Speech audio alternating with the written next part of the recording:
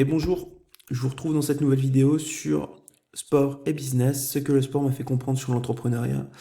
Alors j'ai eu cette idée de vidéo lors de ma dernière séance de sport et je me suis dit qu'il y avait en fait beaucoup de choses à dire sur les points communs, sur les points de tension qui existent dans le sport et qui sont les mêmes dans le business. Et finalement je trouvais ça assez intéressant de rapprocher ces deux univers. On va voir si ça vous intéresse et si ça vous motive. En tout cas, moi je trouve qu'il y a beaucoup de choses à dire. Alors déjà, qui je suis, pour ceux qui ne me connaissent pas, je m'appelle Gabin Thiebaud, je suis consultant SEO et j'alterne salariat, freelancing, édition de site, voilà, je vis du web marketing depuis un petit moment. Et vous pourrez retrouver sur mon site gt-seo.fr des conseils SEO, des articles autour de ce sujet, donc le référencement naturel, mais aussi autour de l'entrepreneuriat, du mindset, de tout ce qui est solopreneur, etc. Vous retrouverez aussi sur mon site une formation gratuite de 40 minutes sur le SEO, sur les 50 points essentiels à mon sens pour réussir en SEO. Donc allez-y, ça coûte 0 et ça serait dommage de rater ça. Je vous invite tout de suite à vous abonner à la chaîne. Je vais considérablement augmenter le rythme de publication en 2024, donc c'est l'occasion de le faire tout de suite. Voilà. Et je vous remercie pour vos likes, vos commentaires, vos partages, même quand je fais des vidéos une fois tous les 6 mois. J'en ai plein, donc c'est super. Ça me fait bien plaisir, donc continuez, c'est cool. Merci. Allez, on y va. Pour moi, le premier point, je dirais, de ressemblance et de comparaison entre sport et business, c'est cette partie sur le déficit technique. Pour moi, le déficit technique, c'est quelque chose qu'on peut combler, dans les deux cas, sport et business, par d'autres atouts. Ça supposera dans tous les cas pas mal d'énergie. Si vous n'êtes pas développeur et que vous voulez vivre du web, bah forcément, vous allez vous retrouver parfois à devoir bricoler, bidouiller, et donc à passer beaucoup plus de temps sur des points qui auraient pris 1 heure, 2 heures à un développeur. Si vous n'êtes pas bon techniquement en sport, à un sport à un moment donné, bah vous allez devoir beaucoup plus courir pour combler ce déficit technique. Par exemple, au badminton, si vous n'êtes pas en capacité de faire un bon service et donc de mettre en difficulté l'adversaire sur le service, c'est lui qui va vous mettre en difficulté quand vous allez servir. Et ce qui semble pas du tout technique, hein, faire un service en badminton, et en fait ça l'est pas mal, bah, ça va devenir un défaut, alors que c'est censé être un atout pour vous d'avoir le service. Et donc vous allez courir, vous allez devoir anticiper, vous allez devoir prendre des risques. Et donc, à terme, si vous faites ça sur tous les services que vous faites, si tous les services que vous faites sont mauvais, votre déficit technique va vous épuiser. Vous allez peut-être gagner un point de temps en temps à la fin d'un énorme rallye, c'est la même chose au tennis hein, de toute façon, mais vous pouvez pas gagner un match avec un point technique bloquant aussi fort. Donc, à un moment donné, quand vous en aurez marre de courir, quand vous en aurez marre de perdre du temps, le déficit technique, il va, alors un déficit technique récurrent, j'entends, va vous demander ou bien de déléguer, ou bien d'apprendre par vous-même. Mais dans tous les cas, vous ne pouvez pas rester dans ce déficit technique. Vous pouvez le combler ponctuellement, mais pas toujours. J'en viens à ce qui est pour moi le point le plus important de cette vidéo, c'est le positionnement. Le positionnement, c'est plus important que tout le reste. Et c'est vrai, je vais prendre le sport en point de comparaison initial. Si vous êtes bien positionné sur le terrain en sport, quel que soit le sport que vous faites, vous avez déjà beaucoup plus de chances de gagner le point avant même que le jeu, avant même que le match n'ait commencé. Donc moi je fais du badminton en loisir, j'ai beaucoup fait de basket aussi, et ce qui est vraiment flagrant sur un terrain de basket comme sur un terrain de badminton, c'est que quelqu'un qui sait bien se placer fait beaucoup moins d'efforts que quelqu'un qui a du mal à se repérer par rapport aux autres dans l'espace, qui sait pas trop où il doit aller. Quelqu'un qui sait pas trop où il doit aller au basket, il va avoir du mal à défendre, il va avoir du mal à se replier, il va avoir du mal à trouver ses repères en attaque, il va avoir du mal à se situer par rapport à ses coéquipiers et ses adversaires. Quelqu'un qui se positionne moins bien en badminton qu'un autre, il va devoir beaucoup plus courir. Alors que le badminton n'est qu'un sport où en fait il faut se repositionner pour éviter d'être surpris par un amorti devant, par un smash sur un côté ou encore par un dégagement sur l'arrière. Donc savoir se replacer, se repositionner, c'est hyper important. Et en business aussi, si vous commencez un business sans savoir où vous vous positionnez par rapport à un marché, c'est foutu d'avance en fait, à moins d'avoir un coup de chance. Donc, pour être moins en difficulté, pour moins courir, pour moins s'épuiser et pour réussir plus souvent, il vaut mieux se positionner au bon endroit, ça permet d'éviter beaucoup de risques et ça décuple vos chances de succès. Le positionnement, pour moi, c'est quelque chose qui permet de jouer beaucoup plus cérébral que physique. Donc moi, au badminton, j'ai commencé, j'étais une bille, il y a 2-3 ans maintenant. J'arrêtais pas de courir, c'était une cata, je perdais 8 litres de sueur par séance. Et une fois que j'ai compris qu'il fallait que je me repositionne, et que je me positionne bien par rapport à la position de mon adversaire, je me suis aperçu que j'avais pas augmenté mes capacités physiques, je faisais juste marcher mon cerveau, et c'est ce qui me permettait de beaucoup moins courir, et aussi de gagner beaucoup plus de points, et des points beaucoup plus faciles. Voilà. Autre point qui me paraît essentiel dans le business comme dans le sport, c'est la gestion des émotions. Alors c'est indispensable pour réussir, peu importe à quel moment vous vous trouvez dans votre projet. Si vous êtes au début, vous êtes peut-être impatient, vous êtes peut-être stressé, vous êtes peut-être énervé. Combien de personnes j'ai vu péter un câble sur un terrain de basket, sur un mauvais coup, sur un panier raté? Beaucoup finalement, et je vois des raquettes cassées assez souvent aussi au badminton en ce moment. Le fait de pas savoir gérer son stress, gérer son énervement, gérer ses nerfs, c'est quelque chose qui peut énormément impacter votre productivité. Alors non pas dans le sens où vous faites du volume, mais dans le sens où vous faites de la qualité. Si vous n'êtes pas dans un bon mood, c'est très difficile de vous projeter vers des tâches qualitatives. De la même façon, avoir peur de perdre avant même que le match ne commence, c'est compliqué. Vous pouvez pas vouloir toujours gagner le match en réussissant tous vos coups. Vous êtes obligé d'accepter qu'il y a des choses que vous allez rater. Et donc il faut, dans n'importe quelle ligne, dans n'importe quelle feuille de match, regarder le meilleur joueur, donc que ce soit au basket, au hockey sur glace, au foot, que sais-je. Regardez aussi tout ce qu'il a raté. Finalement, on s'en fout que Mbappé il ait raté tel dribble ou qu'il ait eu ce geste d'énervement, etc. Ce qu'on retient, c'est ses buts, par exemple. Ce qu'on retient, c'est le moment où il a été décisif sur telle ou telle action. C'est pareil pour les plus grandes stars de basketball en NBA. Je veux dire, Wemby en ce moment, qui est un joueur français très prometteur, a des lignes de stats incroyables, mais on oublie qu'il perd 7, 8, 9 ballons parfois par match, ce qui est énorme à son niveau. Donc, avoir peur de l'échec, c'est quelque chose qui va vous empêcher d'agir. C'est aussi quelque chose d'assez néfaste parce que vous allez vous retourner à chaque fois que vous faites une connerie. Et quand on entreprend, comme quand on fait du sport, on est obligé de rater des choses. Un autre point qui me semble important dans les émotions, c'est l'enthousiasme de la réussite, l'enthousiasme aussi des débuts. Quand on réussit ou quand on a l'impression d'être le roi du monde, souvent derrière on se repose sur ses lauriers, j'y reviendrai un peu plus tard, et ça peut aussi générer ces espèces de sautes d'ego, ça peut générer des problèmes dans la qualité de votre travail et aussi dans votre capacité à vous remettre en question. Parce que quand ça marche, on a un peu tendance à se croire le roi du monde, alors que ça marche jamais toute la vie, et que les autres, pendant que nous, on est un peu tranquille, les autres, ils sont en train d'arriver derrière, et ils ont qu'une envie, c'est de nous dégommer. Donc il y a ceux qui avancent, et il y a ceux qui prennent aucun risque. Pour moi, c'est très clair, quand je vais au badminton, on voit très vite ceux qui restent sur le même terrain, qui jouent toujours, je dirais, dans le même groupe de niveau, et puis il y a ceux qui n'ont pas le même niveau, mais qui viennent quand même jouer avec des gens plus forts qu'eux. Et c'est ces gens-là, en fait, qui vont progresser. C'est ces gens qui se mettent en danger. Alors, ils prennent pas un gros risque, à part de se prendre un smash dans les dents, il n'y a pas un risque démesuré. Mais le fait de jouer contre plus fort que soi, ça permet vraiment d'avancer beaucoup plus vite. Si vous restez dans l'entre-soi, vous avancez pas, vous avancez beaucoup moins vite. De plus, ce qui est intéressant, quand on se frotte au plus fort, et je m'en suis aperçu quand j'ai commencé le bad, j'allais jouer un peu avec n'importe qui, c'était un peu fou, mais finalement peu importe. En se frottant au plus fort, on voit l'écart de niveau qu'il y a vraiment. Et c'est souvent là qu'on s'aperçoit que l'écart de niveau, il n'est pas si grand que ça.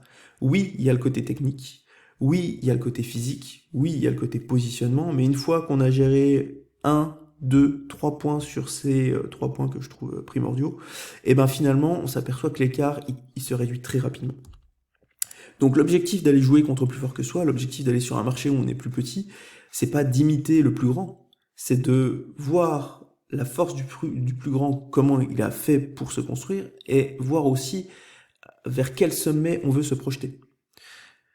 C'est pas risqué d'intégrer un marché où il y a déjà énormément de concurrence. C'est beaucoup plus risqué finalement d'aller sur un marché où il n'y a pas de concurrence. Parce que s'il n'y a pas de concurrence, c'est peut-être qu'il n'y a pas de marché. Donc aller sur le terrain des plus forts, c'est pas prendre un très gros risque, c'est accepter qu'au début, on va avoir des miettes, on va faire 1 point, 2 points, 3 points, pas grand-chose, on va souvent perdre, mais que finalement, à force de rester sur ce terrain-là, on va progresser et on va être en capacité d'aller les défier plus durement par la suite. Donc, pour moi, la victoire, elle se joue toujours sur des détails, mais pas. Ce que je veux dire ici, c'est pas qu'il y a un faible écart entre la victoire et la défaite. Quand une équipe au foot gagne 1-0 ou 2-1, ce score a l'air très étriqué, on a l'impression que c'était une bataille, que c'était dur, mais en fait, on sait qu'au foot, les sports sont souvent très petits, même quand il y a une grosse cylindrée contre une équipe plus petite, et on gagne pas de peu, on perd pas de peu, on ne perd pas que d'un but, on perd sur tous les détails techniques, les détails sur les joueurs, sur la composition de l'équipe, sur le système du coach, sur le pressing, on perd sur tout ça. Et donc, oui, on perd sur des détails, mais on perd sur des détails qui sont accumulés. Je reprends l'exemple du badminton, vous allez perdre 3 points parce que vous faites un mauvais service, vous allez perdre 4 points parce que vous faites une erreur au filet, vous allez perdre 2 points parce que vous étiez mal positionné. Tout ça, c'est des détails, mais accumulés, 3, 4 et 2, ça fait 9 points que vous auriez pu ne pas perdre, par exemple. Donc rien n'est un détail, surtout quand on se frotte à des plus forts que soi. Et le diable est dans les détails, parce que la victoire est aussi dans les détails.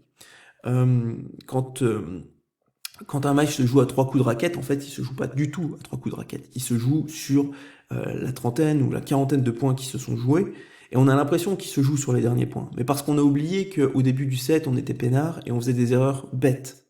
Donc oui, la victoire, elle se joue au détail, mais sur tous les détails. Et finalement, c'est beaucoup plus que un coup de raquette ou une passe décisive. La courbe d'apprentissage au business, dans le business comme dans le sport, est très comparable. Au début, on avance très rapidement. On part de zéro, donc on avance très vite. On a l'impression de monter vers des sommets et qu'en quelques mois, on va arriver tout en haut. Et puis, quand on a 3, 6, 12 mois derrière soi de travail, on se dit merde, là je stagne, j'avance plus. Oui, il y a des longs paliers où on a cette impression de stagnation. Alors on continue en fait de progresser, mais la courbe d'apprentissage est beaucoup plus ralentie. Et donc là, c'est là aussi où il faut être fort, où il faut avoir de l'abnégation, où il faut retourner à l'entraînement, où il faut se poser des questions, etc. Parce que c'est à ce moment-là que vous allez pouvoir rattraper en fait ceux qui sont devant vous, qui vous semblent très loin devant vous, mais eux aussi ont connu ces paliers, eux aussi ont connu cette courbe d'apprentissage à la fois très rapide au début, puis très lente par la suite. La courbe d'apprentissage, pour moi, c'est lié aussi au statut que vous avez. Si vous avez le statut d'outsider, vous avez une courbe d'apprentissage qui est très rapide, ça je l'ai dit, mais qui est aussi plus facile parce que vous avez quelqu'un dans votre viseur. Vous avez le favori, vous avez le leader du marché devant vous et vous pouvez suivre des yeux ce qu'il fait. C'est comme le Tour de France, hein, un coureur s'échappe du peloton. On sait que c'est extrêmement important que le peloton ne le voit pas dans une ligne droite, par exemple. Parce que quand le peloton l'a dans le viseur, c'est plus facile pour le peloton de faire l'effort et de le rattraper que si on est sur une partie où il y a énormément de virages et où on ne le voit jamais. Alors oui, ils ont dans l'oreillette l'écart, ils savent qu'il est à 10, 15, 20 secondes, etc. Mais le fait de le voir, c'est beaucoup plus facile d'aller le rattraper. De la même façon, quand vous êtes outsider, vous voyez le favori, vous pouvez regarder ce qu'il fait, vous pouvez l'espionner, vous pouvez vous en inspirer. Et puis quand vous êtes favori, tout ce que vous voyez, c'est la meute de tous les outsiders qui essayent de vous rattraper. Donc, il y a deux sentiments différents. L'outsider, il a cette motivation de rattraper, alors que le favori peut avoir cette peur d'être rattrapé, ou cette angoisse de tomber de son piédestal. Donc, dans les deux cas, il faut effectivement faire preuve d'abnégation pour poursuivre, et puis il faut aussi gérer son émotion pour que le statut ne prenne pas le pas sur ce que vous faites. Vous n'êtes pas défini en tant qu'outsider dans votre business, vous n'êtes pas défini en tant que favori dans votre business. Par contre, vous voulez bien devenir le favori ou le rester, et ça va nécessiter pas mal de travail, et une courbe d'apprentissage qui perdure, parce que même quand on est favori, même quand on est leader, on continue de progresser, sans quoi on se fait rattraper par tous ceux qui sont derrière. Bien sûr, le plus gros défi, c'est pas de devenir leader, même si c'est énormément de travail, c'est de le rester. Parce que la motivation n'est pas la même, les enjeux ne sont pas les mêmes, et je dirais même que sur la temporalité, rester leader est beaucoup plus difficile que le devenir. Allez, il me reste 2 points. Savoir varier, improviser. C'est ce qui permet de durer. Je reprends l'exemple du badminton. Si on ne sait faire que des smatchs, au bout de 5-6 échanges, l'adversaire il a compris que vous faites toujours les mêmes smatchs, vous croisez une fois sur deux, il va vous défoncer. Si vous êtes en capacité de faire un super dégagement, un très bel amorti, de cacher votre coup, de faire une feinte de smash et de faire un amorti, là, votre adversaire, il n'a plus aucune capacité de lire votre jeu et d'anticiper ce que vous faites. Donc, vous allez être capable d'improviser sur beaucoup plus de situations et donc de varier votre jeu pour que votre adversaire ne puisse plus vous lire. Et ça, c'est quelque chose d'hyper important parce que quand vous êtes face à quelqu'un qui est plus fort que vous sur un coup, admettons quelqu'un qui est plus grand que vous, qui est plus rapide que vous, qui se matche mieux que vous au badminton ou au tennis, que sais-je, qui a un meilleur revers que vous, qu'est-ce que vous pouvez faire sinon le surprendre? Si vous n'êtes pas en capacité de varier, d'improviser, face à quelqu'un qui est plus fort que vous allez perdre à tous les coups. Donc savoir varier, improviser, donc là je vais plutôt me raccrocher au business, ça suppose de savoir diversifier ses coups, varier ses coups. Alors ça veut dire ne pas mettre tous ses œufs dans le même panier, ça veut dire ne pas être le leader avec un monoproduit, ça veut dire faire d'autres produits pour aller chercher d'autres marchés. Ça veut aussi dire étaler ses risques dans une logique de diversification financière. S'il y a un produit qui marche moins bien, mais qu'on en a 12, la baisse ressentie sur un produit, elle est beaucoup moins grave que si vous aviez un seul monoproduit. De la même façon, si vous savez faire que des smatchs au badminton, et que derrière, vous n'êtes pas capable de faire un amorti ou un bon service, vous êtes sans doute un super smatcher, mais c'est tout. Vous n'êtes pas un super joueur de badminton. Dernier point, il y a toujours des creux, même quand vous êtes au sommet. Même les meilleurs ont des mauvaises périodes. Et c'est aussi intéressant quand on est outsider et qu'on galère, de se dire que c'est pas facile pour celui qui est tout en haut. Même si on a l'impression que c'est doré, même si on a l'impression qu'il prend plein d'argent, même si on a l'impression que tout est calibré chez lui, lui aussi galère et c'est facile pour personne. Le tout, c'est de savoir tenir bon, attendre des fois des jours meilleurs, parce que des fois on est dans la tempête, il n'y a rien qui va, et puis ça a des répercussions personnelles, on a l'impression que c'est vraiment une cata. Donc il faut tenir bon face aux éléments contraires, et il faut aussi savoir que rien n'est facile pour personne. Donc même quand vous ratez tout, même quand vous ratez le moindre dribble, même quand vous ratez tous vos paniers au basket, ne lâchez pas. Arrêtez d'aller tirer au panier et puis concentrez-vous sur des fondamentaux sur lesquels vous pouvez vous recentrer. Recentrez-vous sur votre défense. Recentrez-vous sur l'aide que vous pouvez apporter au collectif. C'est pas très grave si vous n'êtes pas toujours en capacité de conclure, de réussir pour l'équipe ou de réussir pour vous. Vous pouvez faire plus simple. Moi, je vous donne un exemple très simple. Au bad, quand je rate tout, j'arrête de se matcher, j'arrête de faire des choses compliquées, je reviens à des choses simples. J'essaye de renvoyer le volant et de me dire que ça ira mieux au prochain point, ça ira mieux au prochain set. Et ça m'apporte énormément de sérénité, en fait. Plutôt que de m'énerver, de casser ma raquette et de me dire ah, vas-y, il n'y a rien qui marche, je fais simple. Faire plus simple, sans du coup lâcher mon effort, je continue à courir, je continue à renvoyer les volants, mais j'essaye plus de réinventer la roue, j'essaye plus de conclure le point. Finalement, ça me permet de revenir dans le match et souvent de retrouver un niveau de jeu satisfaisant sur des coups que je ratais tout le temps, quelques points ou quelques sets plus tôt. Voilà, c'est la fin de cette vidéo. Je vous remercie de l'avoir regardé jusqu'au bout. J'espère que que vous avez trouvé ça intéressant. N'hésitez pas à me donner vos propres points de comparaison, points d'achoppement entre business et sport.